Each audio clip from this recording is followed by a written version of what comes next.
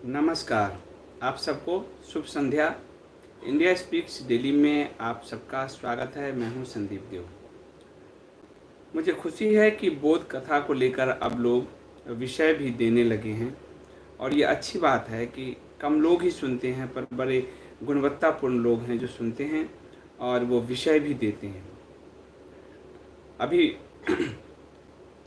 जब विष्णु जी के मोहिनी स्वरूप का जो वर्णन बोध कथा पे हुआ था, उसके बाद काफ़ी सारे लोगों के मैसेज आए हैं कि आप जो भारत की समाज में एक भ्रांति है काम को लेकर, काम सूत्र को लेकर, उसके बारे में कभी बताइए। बहुत भ्रांतियां हैं, मैं बताऊंगा। और लेकिन वो संदीप देव चैनल पे बताऊंगा। यहाँ कुछ लोग ऐसे भी हैं जो लगातार मैसेज करते हैं कि संदीप जी, ये पॉलिटिकल टोन का चैनल है, और जो स्पेसिफिक पॉलिटिक्स सुनना चाहते हैं, धर्म अध्यात्म नहीं सुनना चाहते हैं। तो मैं जो काफ़ी गूढ़ बातें हैं, मैं उसको वहाँ पे कहना शुरू करूँगा कभी, और जो नहीं भी सुनना चाहते हैं। आज मैं आप लोगों के सामने एक ऐसी बोध कथा लेकर आया हूँ जो हम सब जानते हैं कि कर्म का कर्म फल होता है, भगवान गीता में कहते हैं। लेकिन हम जीवन में कर्म कैसा करें जिससे कि उचित कर्म फल की ओर हमारा जो सारा कर्म है, हमारी जो सारी यात्रा है, उस ओर जाए को लेकर भीष्म पितामह शांति पर्व में लगातार पढ़ रहा हूँ मैं। बड़ा मज़ा आता है मुझे और बड़ा डूब रहा हूँ उसमें। तो उसमें युधिष्ठिर पूछते हैं कि हे पितामह, किस तरह के कर्म करें जिसके कारण सदगति प्राप्त हो। और भीष्म पितामह 10 तरह के पाप का वर्णन करते हैं। हम सब जानते हैं एक शरीर को अच्छे से भी, शरीर को भी हम अच्छे से शायद नहीं जानते, इसलिए शरीर के प्रति भी बहुत सारे लोगों के अंदर कुंठा भाव होता है। लेकिन एक पाप होता है, एक पुण्य होता है जो शरीर के द्वारा किया जाता है। हमारी वाणी पर हमारा संयम नहीं होता। कई बार मैं लोगों से कहता हूँ कि आप अश्लील भाषा का उपयोग ना करें, अपशब्द भाषा का उपयोग ना करें, लेकिन कई लोग कर जाते हैं। तो वाणी जो है, वाणी से भी हम सद्कर्म कर सकते हैं, पुण्य कर्म कर सकते हैं और पाप कर्म कर सकते हैं। और मन, ये 3 आधार महाभारत में हैं जिससे आप जो करते हैं कर्म, वो पाप कर्म है या पुण्य कर्म है, उसी अनुरूप आपका जो है फल निर्धारित होता है। आत्मा जानने की वस्तु है जो जाना जा सके। और ये जो 3 साधन हैं, शरीर, वाणी और मन, जो आपके कर्म को निर्धारित करते हैं कि आप किस तरह के कर्म करते हैं और किस तरह से अपनी यात्रा को आगे बढ़ाते हैं। सबसे पहले युधिष्ठिर पूछते हैं कि हम कैसे ये तय करें कि क्या पाप कर्म है और क्या पुण्य कर्म है। जब तक हमें ये ज्ञात नहीं होगा कि क्या पाप कर्म है और क्या पुण्य कर्म है, तब तक हम कर्म फल की यात्रा जो है, कर्म फल के लिए हम एक जो लक्ष्य बनाएं, उसको कैसे हम सुचितापूर्ण बना सकें, ये हमें कैसे ज्ञात हो। ये युधिष्ठिर पूछते हैं भीष्म पितामह से कि किस तरह से मनुष्य जो है सत्कर्म की ओर अग्रसर हो। तो भीष्म पितामह 10 ऐसे कर्मों का उल्लेख करते हैं जिसको मनुष्य को नहीं करना चाहिए। ये आपके शरीर, आपकी वाणी और आपके मन से जनित कर्म हैं जो आपको उचित अनुचित की राह का आपको दिखाएंगे। सबसे पहले भीष्म पितामह शरीर से होने वाले पाप कर्म की व्याख्या करते हैं और वो कहते हैं कि शरीर से 3 पाप कर्म किए जा सकते हैं। 3 तरह के ऐसे पाप हैं जो शरीर से होते हैं और ये पाप कर्म मनुष्य को कभी नहीं करना चाहिए। हम सब धर्म के ग्रंथों में बहुत उलझे हैं, लेकिन अगर छोटी छोटी चीजों को जीवन में शामिल करें तो हमारा जीवन बहुत सच्चे मार्ग की ओर अग्रसर हो सकता है। उसमें ये बहुत जरूरी है कि हम एक स्थूल रूप से समझें कि हम शरीर से किए जाने वाले किन पाप कर्मों से बच सकते हैं। तो वेद व्यास जी भीष्म पितामह के वाणी से ये कहलवाते हैं कि शरीर से 3 तरह के पाप से बचना चाहिए, और यदि हम इससे बच गए तो हम सत्कर्म की ओर अग्रसर होंगे। वो 3 क्या हैं? पहला है हिंसा। बेवजह की हिंसा नहीं करनी चाहिए। बेवजह जीवा के आहार के लिए, जीवा के स्वाद के लिए हम पशुओं की बलि दे रहे हैं, मुर्गे मार रहे हैं। ये जो हम अपने इंद्रियां हमारे वश में नहीं है, हम अपनी जीवा को संतुष्ट करते हैं, हम व्यर्थ हिंसा करते हैं। तो उन्होंने कहा कि शरीर से जो पहला पाप कर्म है वो है हिंसा, व्यर्थ की हिंसा, आत्मरक्षा वाली हिंसा नहीं। क्योंकि युधिष्ठिर ये पूछते हैं कि हमें तो पाप लगेगा, हमने आपको वानों की सैया पे डाला है पितामह, हमने जो कर्म किए वो कर्म क्या सदगति में आएंगे? तो भीष्म पितामह कहते हैं कि व्यर्थ की हिंसा, धर्म युद्ध तो करना ही चाहिए, लेकिन व्यर्थ की हिंसा से बचना चाहिए। शरीर से किया जाने वाला जो पहला पाप कर्म है वो है व्यर्थ की हिंसा। इसको आप पॉइंट से बना सकते हैं, लिख सकते हैं। शरीर से किया जाने वाला जो दूसरा पाप कर्म है वो कर्म है चोरी करना। चोरी करना, और किसी के चोरी का मतलब है कि आपकी कामनाएं जागृत है और आप दूसरे की वस्तु से ईर्ष्या कर रहे हो, इसलिए उसे चुरा रहे हो।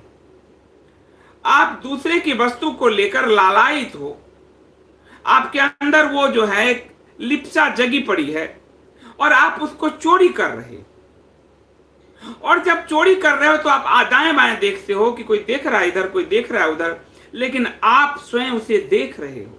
और यदि आप चेतना में हो तो कभी चोरी नहीं करोगे। परमात्मा आपको देख रहा है और परमात्मा से बड़ा आप स्वयं देख रहे हैं उसको।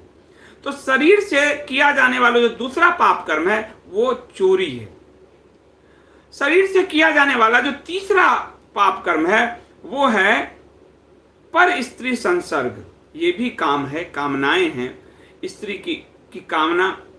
पर पुरुष संसर्ग, दूसरे के पुरुष की कामना।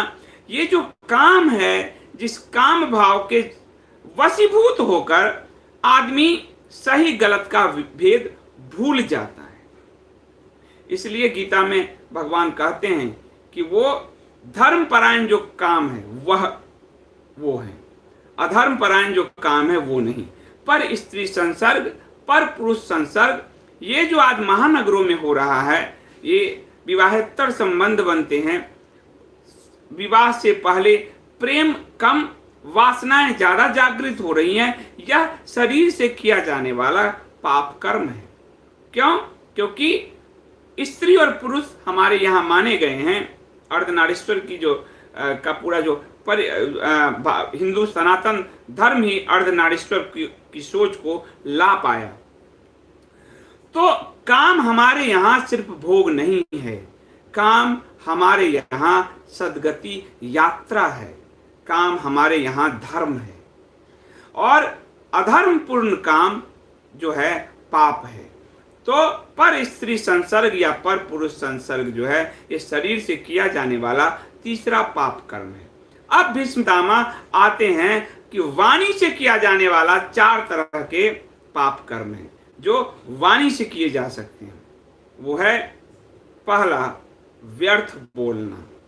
मैं कई बार आप सबसे कहता हूं, बहुत सारे लोग हैं, हमारे बहुत अच्छे साथी हैं सब, लेकिन कुछ लोग बिना पढ़े, बिना जाने, बिना समझे टिप्पणी करने के मास्टर होते हैं।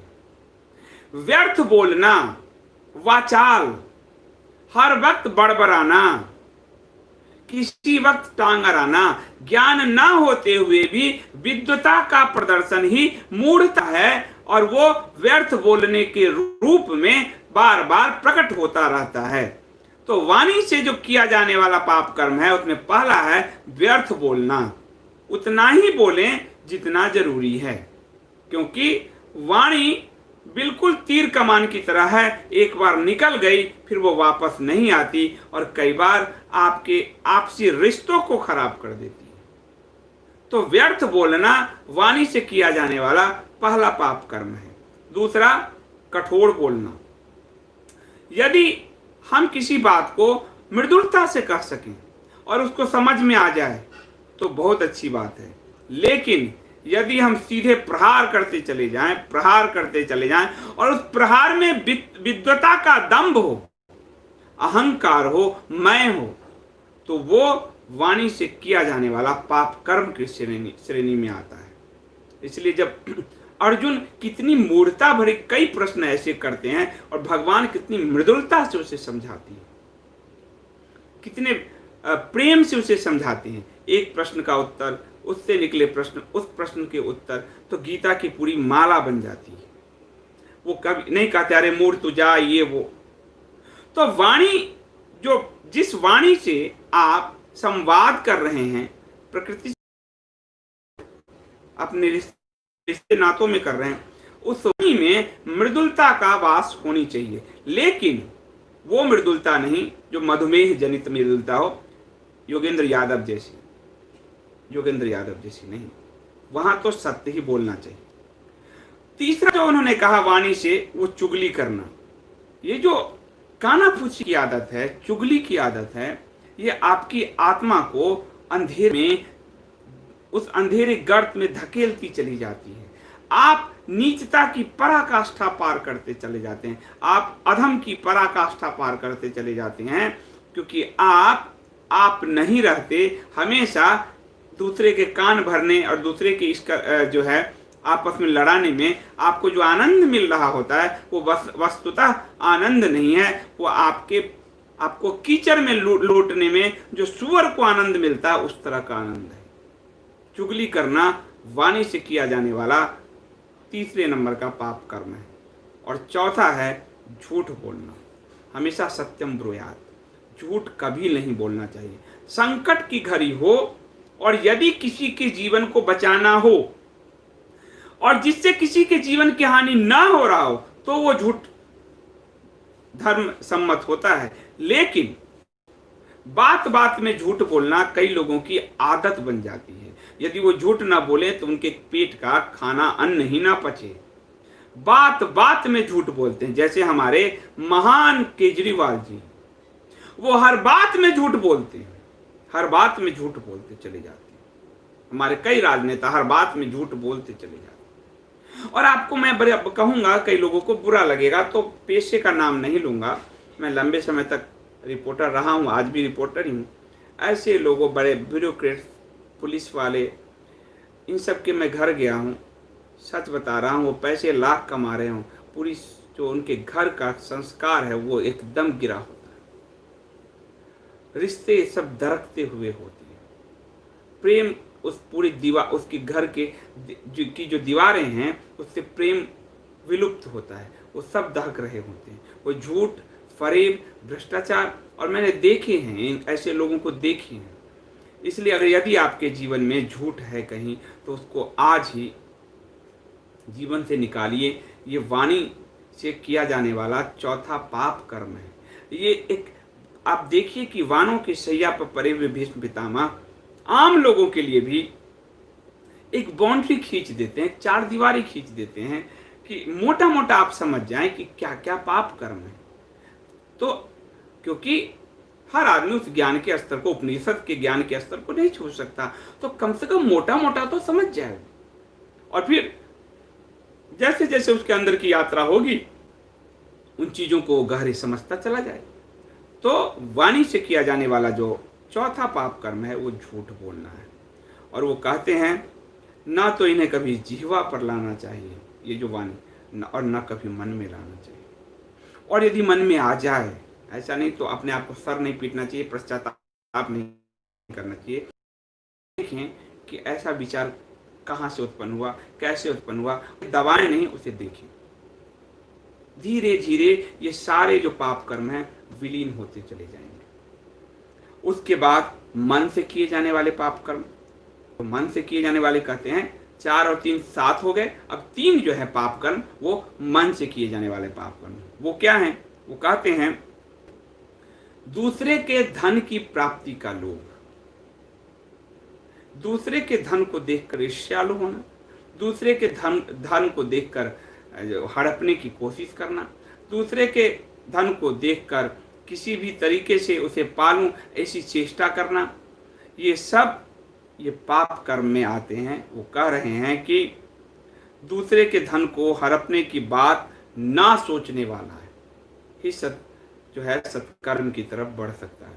दूसरे के धर्म को देखकर आप स्वयं को पीड़ित कर रहे हैं, ये उसका कर्म है, लेकिन आप अगर स्वयं को पीड़ित कर रहे हैं तो ये मन से किया जाने वाला पाप है। इसलिए दूसरे के धन को देखकर यदि आपके अंदर लोभ उत्पन्न होता है तो यह एक पाप कर्म है। उसके बाद वो कहते हैं प्राणियों के प्रति वैर भावना। जो अरब से उठकर आए हैं, जो पश्चिम से उठकर आए हैं, वो तो साफ दो भावना रखते हैं, एक काफिर है, एक ईमान वाला है। एक वो है जो क्रिश्चियन है, एक है वो जो नहीं है, और दूसरों को मारते हैं। ये जो बैर भाव है, इसीलिए इनके यहाँ आप देखिए कि उनकी पूरी सदगति क्या है, उनकी पूरी यात्रा रेखीय यात्रा है उनके यहाँ। इसलिए उनके जो आप अगर ओल्ड टेस्टामेंट पढ़ लें तो उनका जो देवता है वो भी क्रूरता की पराकाष्ठा है, क्योंकि उनकी सोच में क्रूरता है। उन्होंने अपने देवता की कल्पना उस क्रूरतापूर्ण व्यवस्था से, क्रूरतम देवता की परिकल्पना की। इसलिए दूसरे के प्रति, प्राणियों के प्रति वैर भाव की भावना, ये जो है ये मन से किया जाने वाला दूसरा पाप कर्म है। और तीसरा, कर्म फल पर अविश्वास। ये सबसे बड़ी बात है। अरे मैं तो कितना काम करता हूँ लेकिन मुझे नहीं मिलता, मेरे पड़ोसी देखो बैठा रहता है, उसके पास ये है, उसके पास वो है, ये है।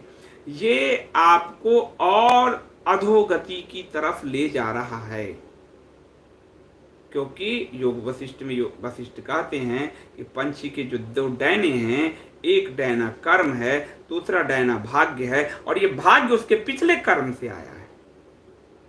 इसलिए इस जन्म में अगर यदि कर्म करेंगे और कर्म फल मिलता है, इसकी एक अच्छी कहानी इसी शांति पर्व में भीष्म पितामह सुनाते हैं कि एक पुराने उस जमाने में एक ब्राह्मणी थी, उसका नाम था गौतमी, और उसका जो है एक ही पुत्र था। उसी पुत्र के प्रेम में वो रहती थी, बहुत मानती थी अपने पुत्र को।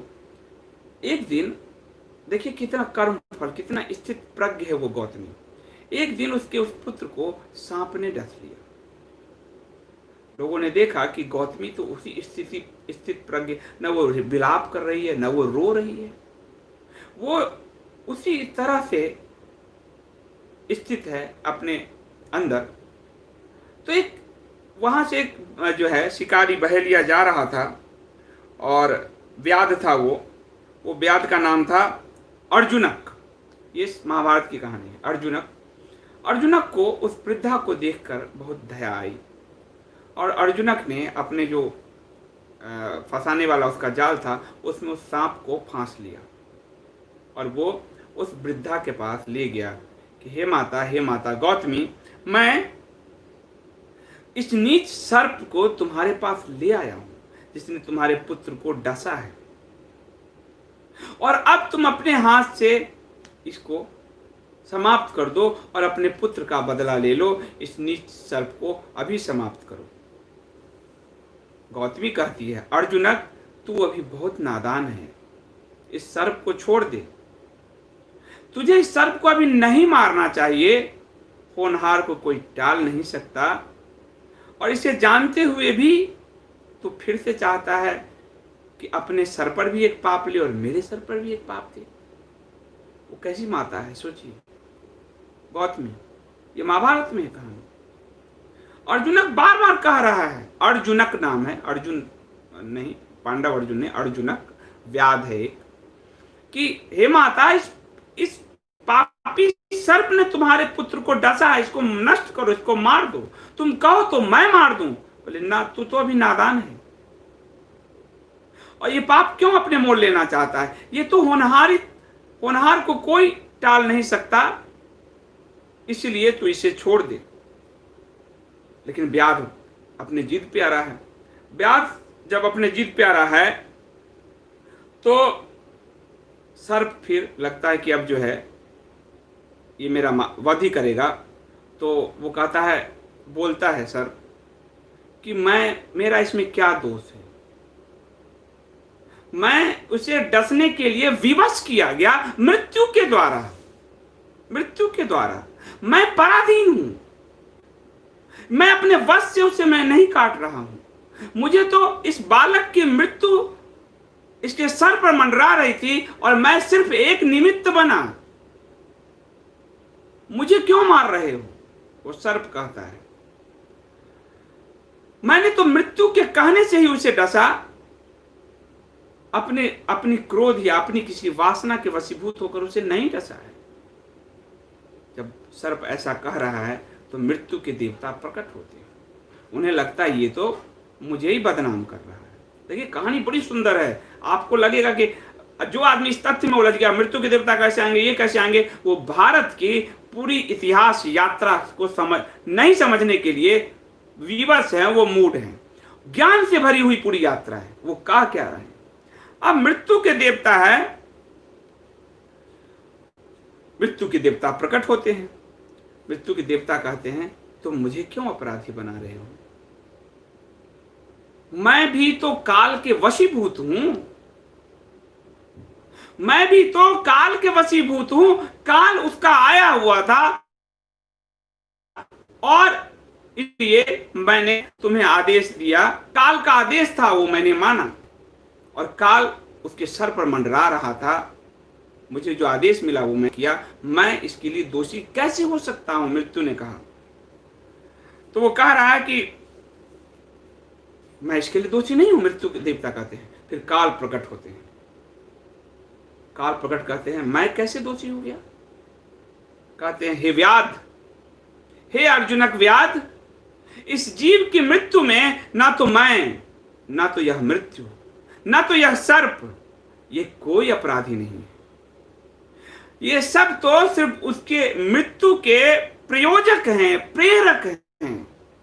वास्तव में उसके मृत्यु का कारण उसका अपना कर्म फल है, जो पिछले जन्म में उसने किया था। इसलिए हम कैसे हो सकते हैं? तो भीष्म पितामह क्या कह रहे हैं कि मन से किया जाने वाला जो पाप है, उसमें जो तीसरे नंबर पे है, वो पाप है कर्म फल पर अविश्वास।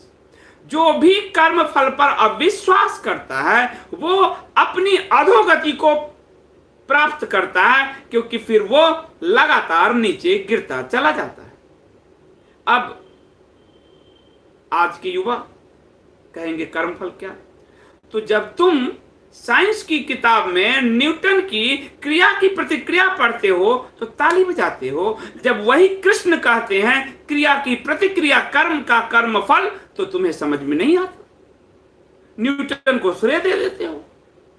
गेंद मारा न्यूटन ने और दीवार ने रिप्लाई कर दिया, तो तुम्हें लगा वाह क्या वैज्ञानिकता की बात है। पर उससे बड़ी वैज्ञानिकता कि तुम्हारे कर्म का ही प्रतिफल वो गेंद तुमको रिटर्न होकर मिल रहा है। जब ये कृष्ण कहते हैं तो कहते हो कि ये तो ऐसे कैसे होगा, कर्म फल पर अविश्वास करते हो। तो भीष्म पितामह कहते हैं कि कर्म फल पर अविश्वास ये मन से किया जाने वाला तीसरा पाप है। तो कुल 10 पाप हैं। यदि हम उससे बच सकें, मन, वाणी और शरीर से किए जाने वाले इन 10 पापों से, इन 10 कर्मों से, इन 10 कुकर्मों से यदि बच सकें, तो हम सदगति को प्राप्त करेंगे, मोक्ष को प्राप्त करेंगे, शुभ और अशुभ का भेद जान सकेंगे कि क्या शुभ है और क्या अशुभ है। यही तो नहीं पता चलता, इसी के लिए तो पूरी जिंदगी बीत जाती है। और भीष्म पितामह थोड़े से में कितना अच्छा समझा देते हैं कि ये शुभ कर्म है, ये अशुभ कर्म है। और जो शुभ कर्म है उसका गेंद आपको शुभ रिटर्न में शुभ ही देगा, और जो अशुभ कर्म है उसका गेंद रिटर्न में आपको अशुभ ही देगा।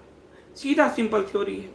कृष्ण को नहीं मानो तो न्यूटन को मान लो, लेकिन थ्योरी तो वही है। तो ये जो है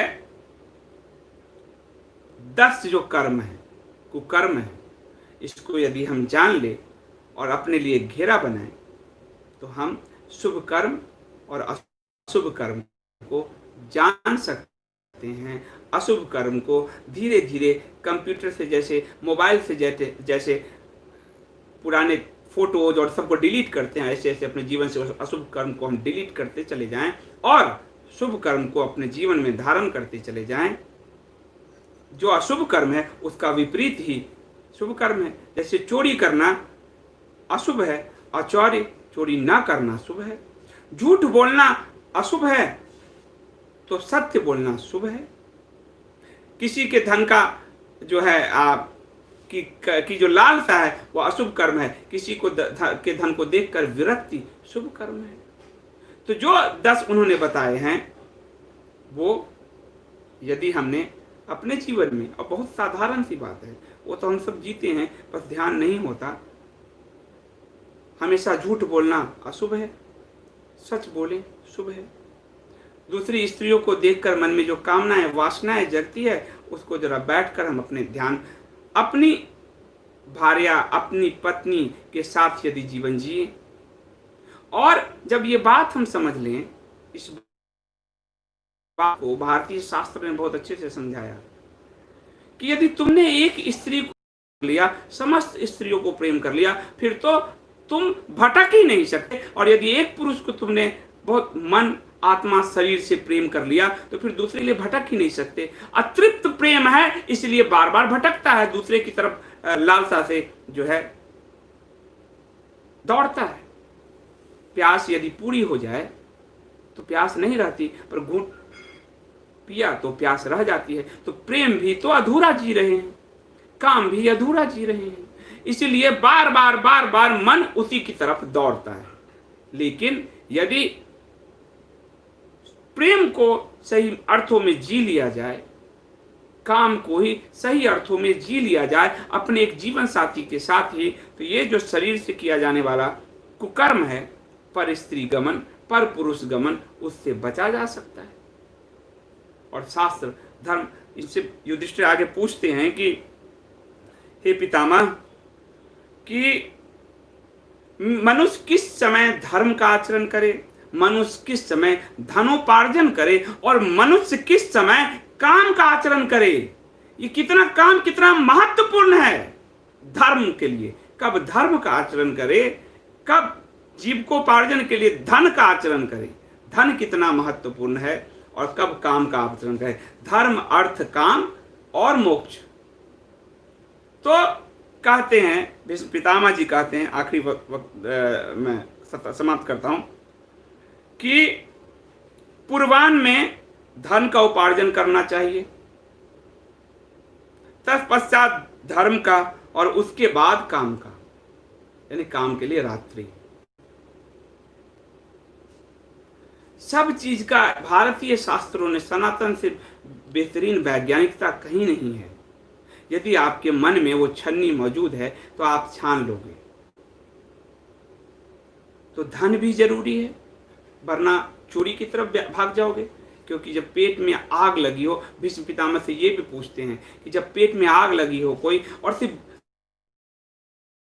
बड़ा धर्म ही दान है, इसलिए कलयुग में, द्वापर सतयुग से कहीं ज्यादा सरल है परमात्मा को पाना। ये भी शास्त्र कहते हैं, पर हमारा तो वो भी नहीं हो पाता। वहां तो वर्षों तपस्या करनी पड़ती थी उस काल में, क्योंकि वहां के जीवन मानक ज्यादा कठोर थे। यहाँ जीवन मानक बहुत लचीला है।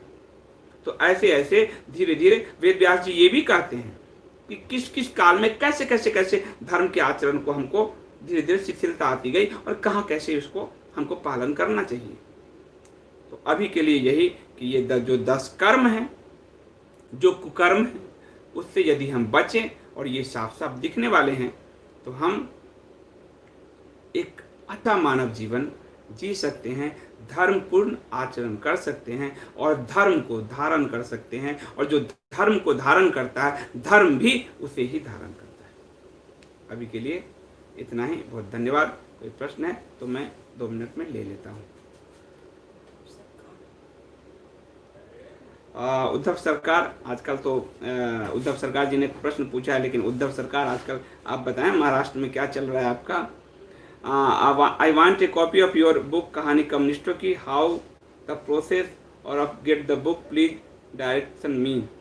अभी आप चाहें तो अमेजन से मंगवा लें, कहानी कम्युनिस्टों की सर्च करें, संदीप देव बुक सर्च करें, आपको आ जाएगा। तो अमेजन अब डिलीवरी कर रहा है लॉकडाउन में। मेरा ऑफिस अब जब शुरू होने वाला है, अभी अभी हमने बंद किया हुआ है, जो कई लोग काम उसमें करते हैं, तो कहीं किसी का मैं जीवन खतरे में कैसे डालूं, तो मेरे लिए उचित नहीं है। तो अभी मैंने बंद किया है, लेकिन जब मैं शुरू करूंगा तो आप सबको बताऊंगा ही। हम तो मैं रोज़ संवाद करते हैं, लेकिन अभी चाहिए तो आप अमेजन से इसे मंगवा सकते हैं, उपलब्ध है। बहुत धन्यवाद।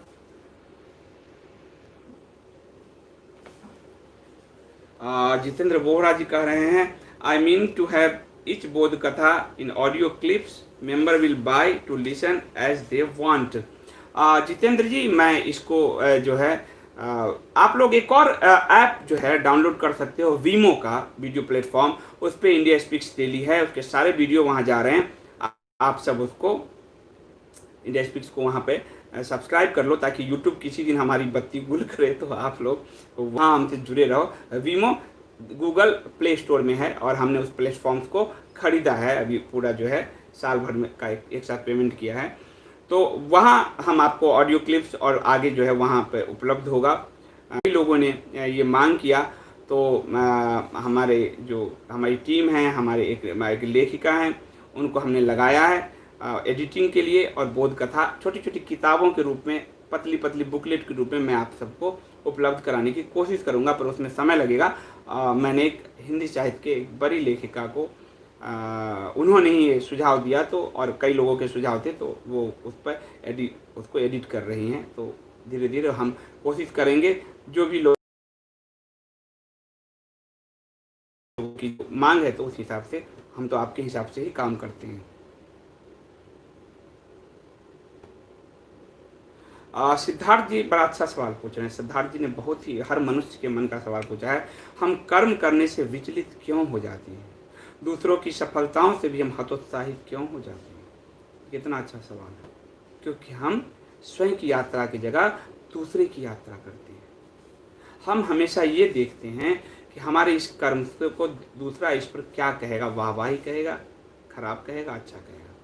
जिस दिन हम स्वयं की यात्रा करना सीख जाएंगे, फिर दुनिया में कोई यात्रा करने के लिए शेष नहीं रह जाता है, कोई भी यात्रा नहीं। यात्रा गंगोत्री से ही गंगा निकलती है, और मानव की गंगोत्री उसके अंदर है, और उसी गंगोत्री से उसके कर्म निकलते हैं, उसके सत्कर्म निकलते हैं, उसकी पूरी यात्रा शुरू होती है। तो जिस दिन सिद्धार्थ जी हम स्वयं को जान जाएंगे, और स्वयं को जानने पर ही भारत का पूरा सनातन शास्त्र का जोर है। इसलिए युद्ध के समय भी गीता जैसा ज्ञान प्रकट करते हैं भगवान, स्वयं को जानने के लिए। युद्ध के मैदान में स्वयं की यात्रा करा रहे हैं भगवान, क्योंकि सनातन की पूरी यात्रा स्वयं की यात्रा है। भगवान विष्णु राम का अवतार लेते हैं, लेकिन 14 वर्ष उनकी स्वयं की यात्रा है। तब वो रावण की यात्रा, पर की यात्रा पे जाते हैं, उसको समाप्त करने, मानव कल्याण करते हैं। स्वयं की यात्रा है।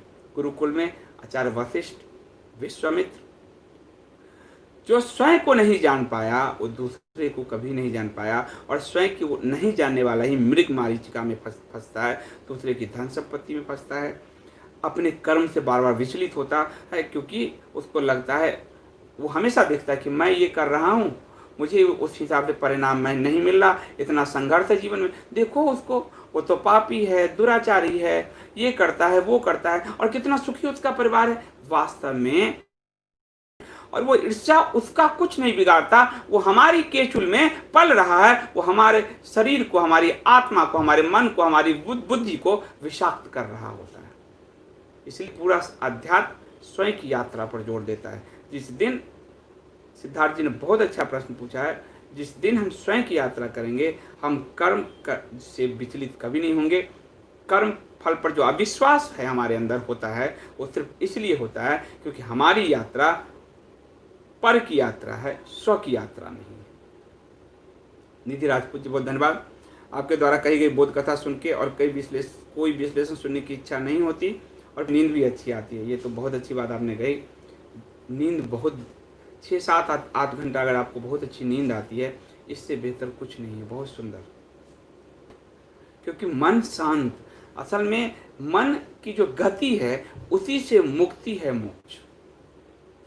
और अगर नींद भी नहीं आती और तब उस वक्त भी मस्तिष्क चल रहा होता है तो यानी हमारे पूरे जीवन में असंतुलन है।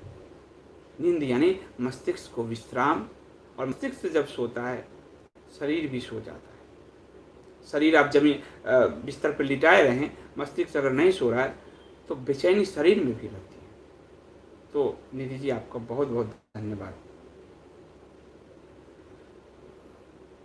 जितेंद्र जी कह रहे हैं I mean to have each बोध कथा in audio clips, member will by to listen as they want. हाँ, हम इसको उस पर उपलब्ध कराएंगे, वीमो पर उपलब्ध कराएंगे। बाकी और कहाँ मैं उपलब्ध करा सकता हूँ, तो या फिर indiaspeaksdaily.com पर उपलब्ध कराएंगे। आपने ये सुझाव दिया है, मैं अपनी टीम को ये सुझाव आपका ये आगे बढ़ा दूंगा। बहुत बहुत धन्यवाद। सुरजीत बोस जी कहते हैं भीम बालों से दूर रहो, सनातनी नाम लेकर कमेंट करते हैं। मैं ऐसे कोई कमेंट को पढ़ता ही नहीं, छोड़ देता हूँ। भीम नारायण जी बहुत धन्यवाद।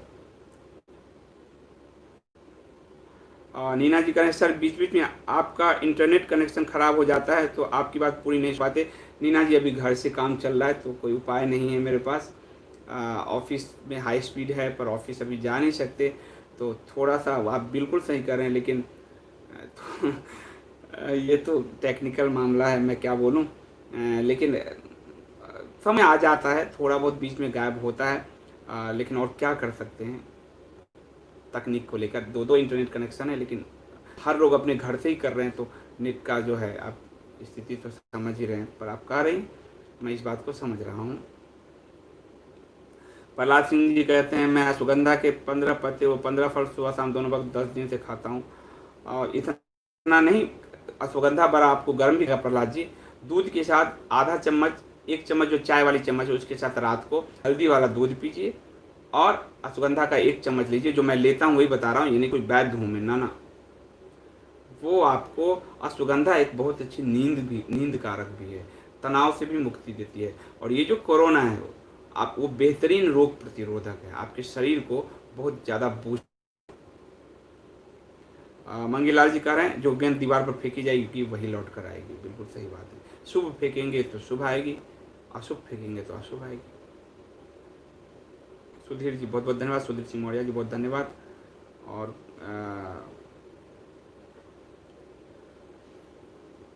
मंगीलाल जी कहना छोटे बड़े अधिकारी अपने मूर्ख, हाँ चलिए वो तो अलग चीज़ है, मैं इसको छोड़ता हूँ। अधिकारियों पे गुस्सा हो जाते हैं सब। मंगीलाल जी का सुबह जो है डॉक्टरों को लेकर ही कुछ अच्छा कमेंट कर रहे हैं, बहुत बहुत धन्यवाद। तो कुंदन शाह जी बहुत बहुत धन्यवाद आपका। और तो प्रतिभा जी बहुत धन्यवाद। निधि जी बहुत धन्यवाद। अब मैं इसे समाप्त करता हूँ। आप सबको शुभ रात्रि। कल मिलते हैं दोपहर में एक नए मुद्दे के साथ। बहुत बहुत धन्यवाद।